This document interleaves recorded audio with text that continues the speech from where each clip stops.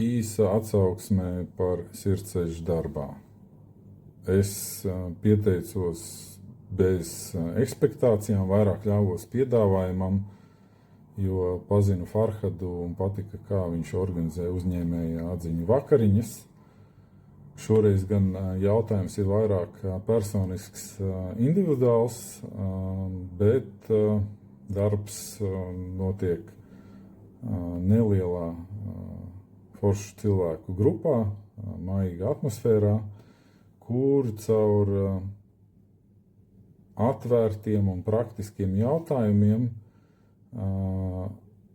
un interaktīviem uzdevumiem tev ir iespēja izkāpt ārā no sava ierastā es, vairāk sajust savu es un pastiept sevi garumā.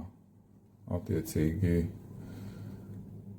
iesaku visiem, kam patīk praktiskas nodarbības vai praktiski reāli jautājumi, tiem, kam patīk vairāk teorija, lekcijas, intelektuālas sarunas, šoreiz es ieteiktu skipot, bet tie, kas ir gatavi uzdot sev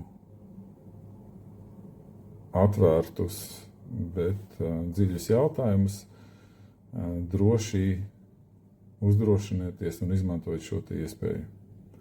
Lai veicas!